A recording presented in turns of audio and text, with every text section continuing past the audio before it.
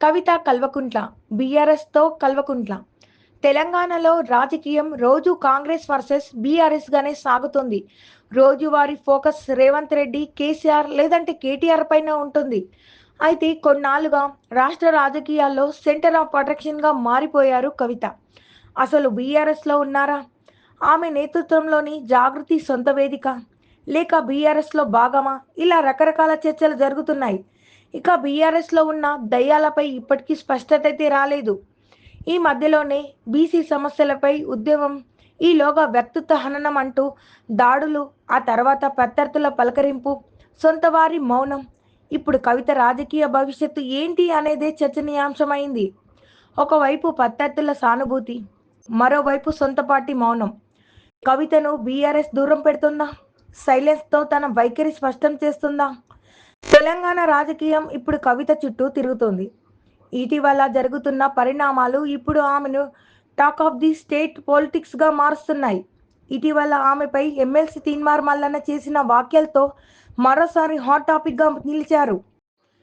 బీసీలకు రిజర్వేషన్ల విషయంలో ఆర్డినెన్స్‌ను తీసుకొచ్చేందుకు రాష్ట్ర కేబినెట్ నిర్ణయించుకోవడంతో అది ముమ్మాటికి తన విజయమేనని జాగృతి శ్రేణులు సంబరాలు చేసుకోవడం వివాదానికి దారితీసింది.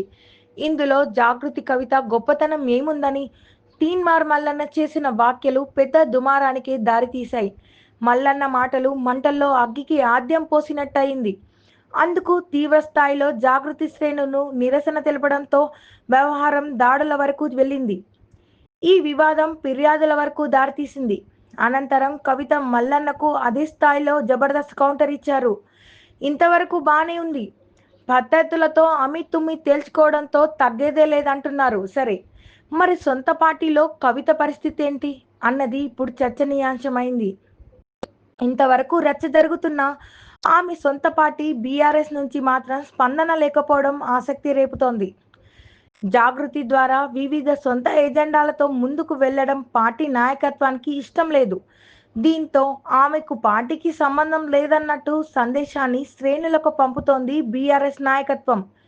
ఏం చేసినా జాగృతి ఆధ్వర్యంలో చేయాలంటుంది కవిత పరిస్థితి. పార్టీకే కాదు, అధినేత కేసీఆర్ కుటుంబానికి ఆమె ఆడపడుచు. అలాంటి కవితపై ప్రత్యర్థి పురుష పదజాలంతో విమర్శలు గుప్పిస్తే బీఆర్ఎస్ పార్టీ నుండి కనీసం కౌంటర్ లేకపోవడం రాజకీయ వర్గాల్లో చర్చ దారితీస్తోంది. ఇటీవల మాజీ మంత్రి జగదీష్ రెడ్డిపై ముఖ్యమంత్రి రేవంత్ వ్యాఖ్యలకు బీఆర్ఎస్ మొత్తం బగ్గుమంది.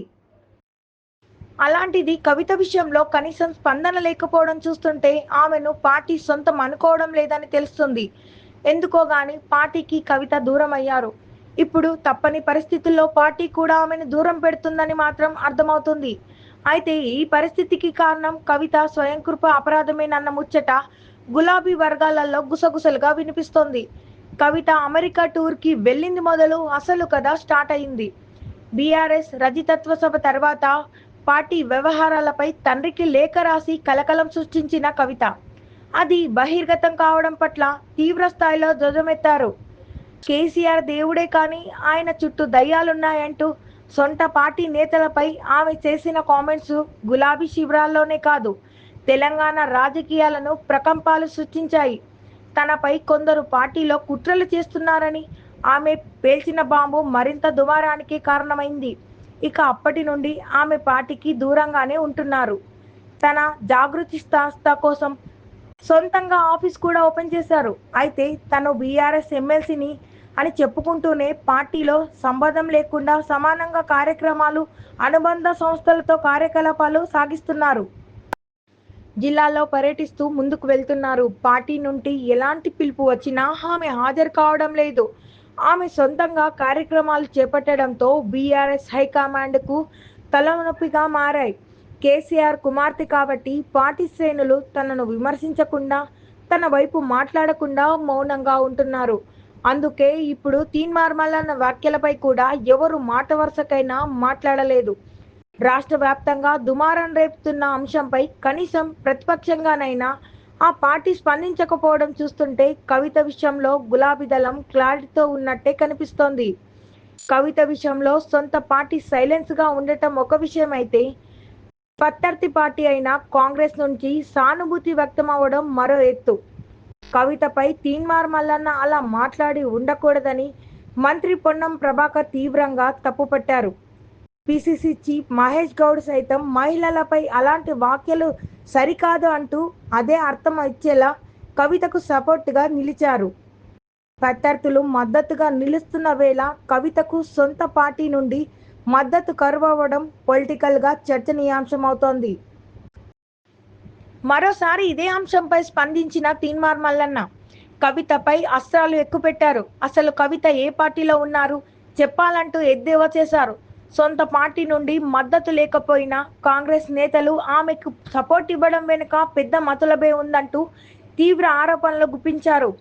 కాంగ్రెస్తో కవితకు అనాధికార ఒప్పందం నడుస్తుందని, ఇటీవల మంత్రివర్గ విస్తరణ సమయంలో ఆమెకు మంత్రి అవకాశం వచ్చిందని పెద్ద బాంబు పేల్చారు తీన్మార్ మల్లన్న. కవిత వర్గం చేసిన దాడులను బీఆర్ఎస్ సపోర్ట్ చేయకపోయినా కాంగ్రెస్ వాళ్ళు మద్దతు ఇవ్వడం వెనుక కారణం అదే అన్నారు తీన్మార్ మల్లన్న. ఒక పక్క బీఆర్ఎస్ మౌనం, మరో పక్క కాంగ్రెస్ సానుభూతి. ఈ పరిస్థితిలో కవిత ఎటువైపు ఉందనే సందిగ్ధత ఏర్పడుతోంది. కవితకు సొంత రాజకీయ లక్ష్యం ఉందంటూ ఆమె అనుచరులు, సన్నిహితులు చెబుతున్నారు.